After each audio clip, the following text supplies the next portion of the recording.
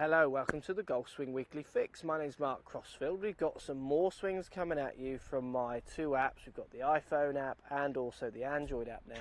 So let's give you guys some help with trying to play some better golf. We've got a group of golfers in the first set of swings here, struggling with Clubface Control, not getting the face set at the right angle to hit some straight shots. So we're going to talk about Clubface Control and where the clubface should be at some different parts of your golf swing. We are also going to talk about the dreaded overswing or over rotation, some guys making some big hip turns, shoulder turns, which then gets the club going a long way back. So we're going to talk about some fixes there. So if you can get you doing some less to hit some better shots, and less for more, which is always a good thing. Let's get out there, let's get stuck in and see if we can get you playing some better golf.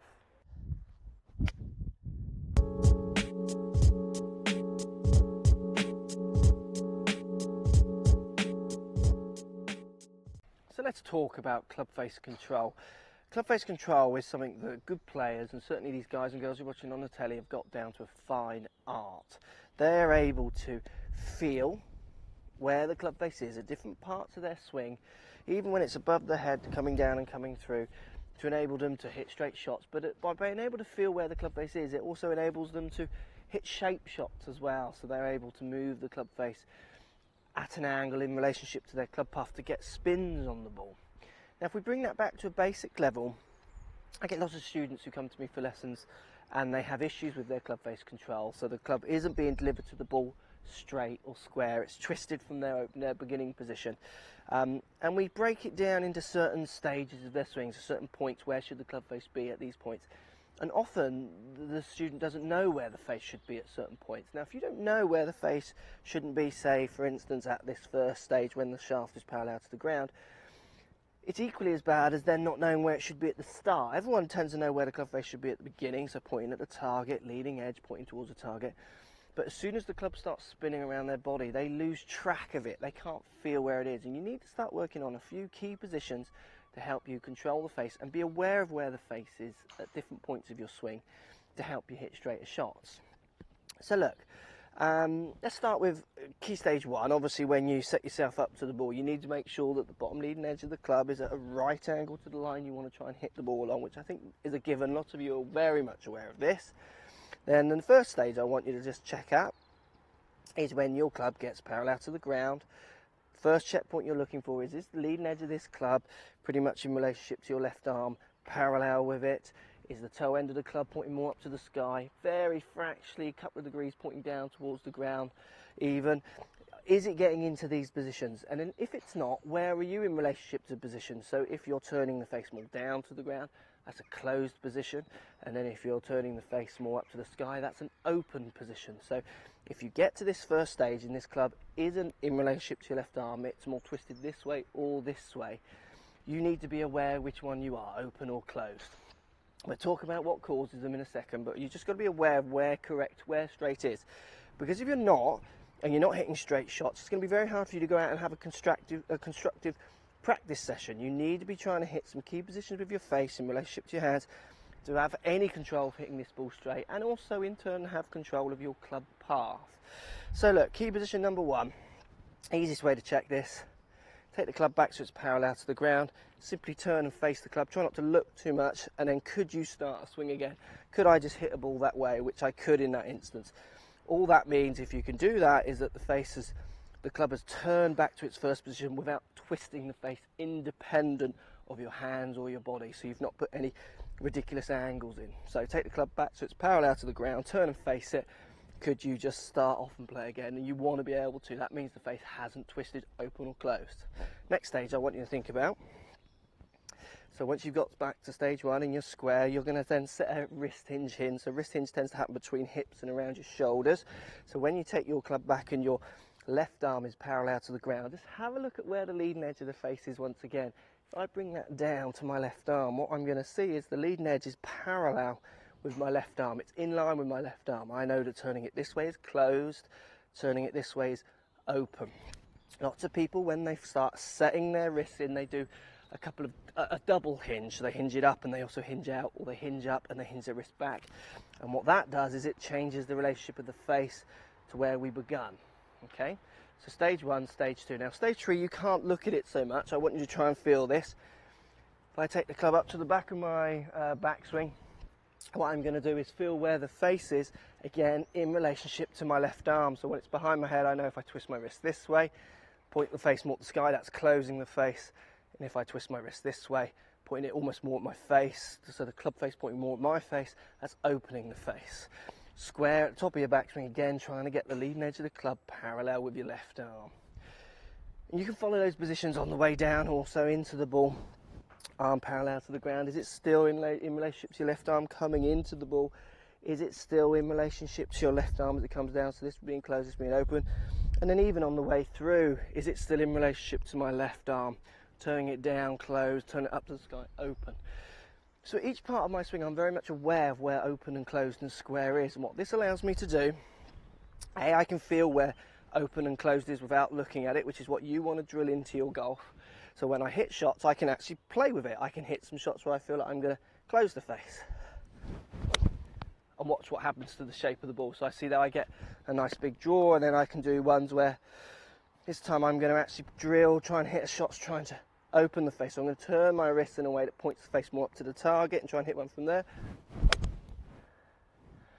And I can feel that moving off to the right, just fading away.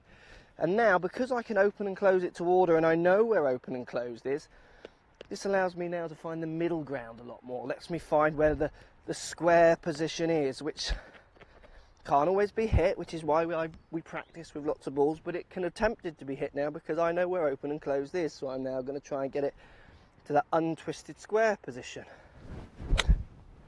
which creates more of my straighter shot. Now look, most people's lack of club face control tends to come down to basics. It tends to come down to grip. We got some swingers through the app sending me swings with right hands underneath, which will seriously affect the angles of the club face. So if you feel you're in a neutral grip, but still getting the club face control not quite right, so maybe open or even closed at the top, you need to be starting to drill where open and closed is. And I don't mean you need to find square. That's the last bit. You need to find out where closed is. Let's say you make a swing. Let's say you make a swing, you naturally open the face up. So you're very much aware of where open is. So you've got to become aware that you are open on the backswing. Then you want to try and feel where closed is. Actually twist your hands the other way. Once you feel where closed is and you're getting different shape shots to what you normally get, you can then work on trying to find where the neutral, the middle ground is, that square club face. Look, club face control is everything. If you control the club face well, it'll help you control your club path well, helps you control your weight shift also on the way through. I see so many lessons coming to me, like these two guys here have sent me their swings through the app with the strong grip, so right hand underneath the club. That closes the face on the way back. Now follow-throughs have to become quite chicken-winged, leaning back almost to try and hold the face open. Very much people react in their swings to how the club face is working throughout their swing. So if you start working on club face control, you're doing it at home, don't even need to hit balls, drilling these three positions, working out if your club face does stay relating to your left arm at these points, you'll find that your swing path tends to sort itself out, and even your weight shift distance and the rest of it will sort itself out. And your longer clubs, definitely, if you haven't got club face control, hitting the longer clubs, drivers and what have you, will become really challenging. Let me know if that helps, guys. Thanks for watching.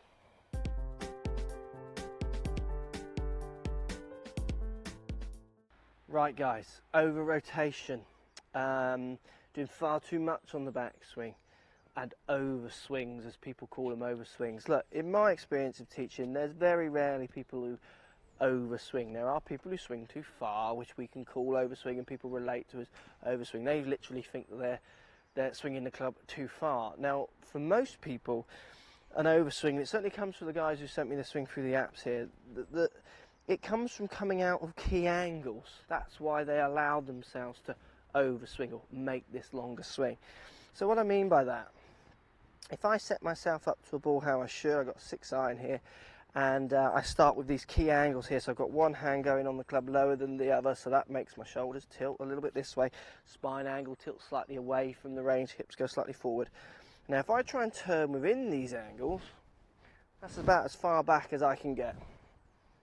To go any further, I need to let something go, become less chord. I need to release these angles to allow the rotation to carry on, unless I just blatantly just bend my left arm, which is a very rare occurrence where someone just gets there and just completely bends their arm. Their arm might bend, but it's still coming out of the fact that they're over rotating their body first.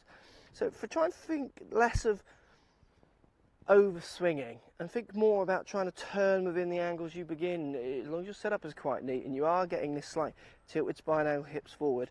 So if you turn within those positions, the hips just rotate about 30 degrees, don't sway, shoulders turn without my spine angle changing. What happens is it's almost impossible for me to overswing. What we see in the videos is people just sliding the hips and turning more, which allows me to turn that club a bit further, or common one, just standing up and then rotating on a different plane with my shoulders, which allows me to take the club that bit further. So it's more that I'm not overswinging, it's that I'm coming out of the positive angles I begun the setup or the movement in, which is going to allow me to over-rotate. Okay, now look, a couple of drills just to try and help you get rid of the over-rotation. And look, lots of my students come for lessons. This is an interesting point. It's a mindset often, this as well, for people. So what I mean by that is people come for lessons and they want more. They want to improve, they want to get better, hit it further, hit it straighter. They want more, paying money to get something back, which is great, and that's what they get. But they've got to understand often to get more, often they have to do a lot less. And that's quite a surreal thought for lots of people, to come out of a lesson having to do less movement. They feel like if they're going to do less movement, they're going to hit the ball less distance. So what I mean by that, I mean the people who've sent me the swings here through the app, we're seeing a lot of backswing for maybe less results. So they're doing a lot more. If they were coming for a lesson for me, I'd get them do considerably less from the waist down, which will then make them do less from the waist up, getting them a bit more in a controlled position on their backswing. So they're actually going to go out doing less. They might go out thinking they're going to hit the ball less distance, and for some that might be true, and often for most they hit it further because the quality of strike improves. But they're going to have to go away doing less than what they came in to the studio or into their lesson with. And that is a surreal thought. For lots of people, that's a hard thing. For me, that's a great thing. If you can do less and get more out, you know, you can't go wrong with that. That's a great way of being. So look, great way of starting to get the feeling of doing less, certainly with your hips. Just stand with your feet together, bolt together and hit a few shots. Just hit them 3/4 and just feel how limited that makes your backswing, how limited it makes your hip turn, and feel also how big a shots you can actually get out of that, considering you're feeling like you're doing so much less. Another good thought, and I've said this in lots of videos, it still applies to lots of people. Once you set yourself up, make a backswing where you feel like you're not moving your knees at all, so do considerably less this way, still do everything this way, still turn through, get your knees working on the downswing, but on the backswing feel like you're moving your knees not at all, keep them still. Turn your shoulders against your lower half, you'll find that stops your so-called overswings almost instantly, because you won't be able to over-rotate if you're keeping those knees still. Now look, if you want to write a book, and your hip should be turning around 30 to 40 degrees on the backswing, but for lots of people, certainly lots of people I'm teaching, their tolerance of 30 to 40 degrees is so far out that 30 to 40 degrees often feels like nothing to them. So their tolerance of their hip turn is about 30 to 40 degrees out. So when they feel they are turning 30 to 40 degrees, they're actually turning 60 to 80 kind of degrees. So it really is about for you trying to make a few shots where you feel like you don't move your hips at all. Your backswing will feel restricted and less, but then good commitment on the way through. That's where the hit's coming from. You just want to make that backswing nice and coiled so you can actually put a good driven forward impact position onto the back of the ball rather than wasting all your energies on this over-rotated backswing. And the other thing to think about with your backswing, if you're over-rotating, there'll be a point of kind of maximum turn. There'll be an optimum amount of turn that you need, and if you go beyond that point, you're actually losing energy, losing consistency, certainly going to lose direction in your shot. So look, backswings, guys, for you and for many, less is more. Is a hard concept. You'll find most lessons you go to, I know most pros I chat to, they're often trying to get their students to do less, coil more, calm down a bit. People are doing too much often to get too little out. So less is more, that's a good thing, isn't it? Let's finish on. Hope that helps. Let me know. Post comments, guys, as always. Thanks for watching. See you soon.